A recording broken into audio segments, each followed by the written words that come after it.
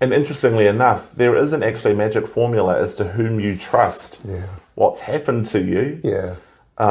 There is something about a person that the bros have said, you know, before that they kind of talk to. Yeah. And there's not even a special environment. More often than not, actually, most disclosures from the bros often occur just eating food. Yeah.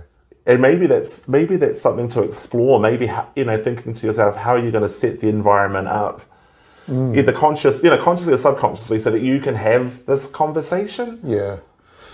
Yeah, that's interesting, because food is such a big part of It is. being Māori and being Pacific Island. Yeah. And we gather around food, and so that's important. Yes. Yeah, Healthy options, though, right? Ideally, I mean, we're here to talk about recovery from sexual abuse, Yeah, but I'm that's also another mindful about gout and diabetes. So you know. Yeah. But no, seriously, I think you're right. Food is a good way of being able to open or create a safe space. Yeah, absolutely. And I mean, I know this is probably talking towards more support people, but I think making yourself available also as a person within those communities, by inviting people over for a cup of tea or having a cup of coffee or opening up your home or catching up, you know, like, and just, it's sometimes out of those intentional ways of just touching base with people that things can come out.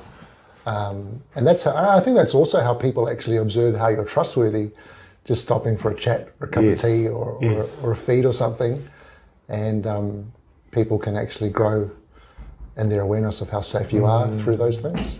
So then that in a way is kind of a good leading point to another Māori word, which is aroha. That's kind of what you're talking, or alofa. Yeah, yeah, absolutely. Yeah. And so for you, what does aroha or alofa mean to you? Yeah, I mean, for me, aroha, to me, I think one of the simplest meanings is to highly value someone. Yes. To highly value another individual in spite of what they've done or what's been done to them. And so, yeah, to give and to help people know that they're highly valued by listening well, by intentionally touching base with them, catching up with them. I think it's also, for me, aroha is about working for the benefit and success of someone else with kind of no hidden agendas, just doing it for the sake of it. Yeah. So that's one way I would see aroha being defined. Yeah, and certainly for me, I think of aroha as also being an extension of something that also can't be defined but can be experienced through fellowship, through brotherhood, through interactions with whānau. I mean, you feel the absence of aroha when you walk into a room and it just goes quiet and then everyone looks at you and it's, you know. And so for me, I think aroha can also be sensed as well. And I'm thinking actually that aroha is probably a guiding light into what leads our men to disclose what's happened to them. There's something about that person that they feel some kind of aroha resonating from them, that they think it's now or never. Being honest with yourself is something that's really important, I think. Like a genuine honesty and vulnerability with yourself and having compassion for yourself. And it's through that I think that you should start to look for people to help carry the load, I guess, in one sense. I think there's a simple but old saying that says a problem shared is like a problem halved.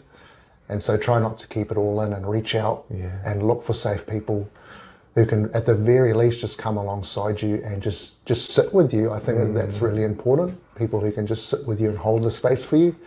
I know that's a saying that you have that I really like.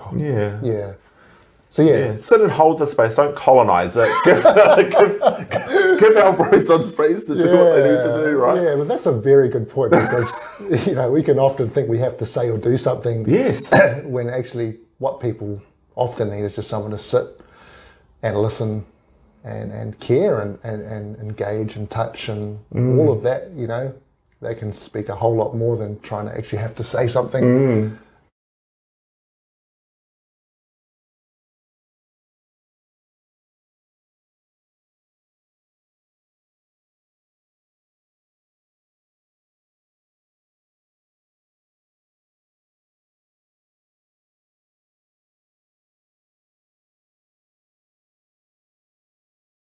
Our next video we're going to look at is how to inform our support people that we might want to talk to about what's happening to us. So be sure to send this video on to them, as well as like and share this. Kia ora.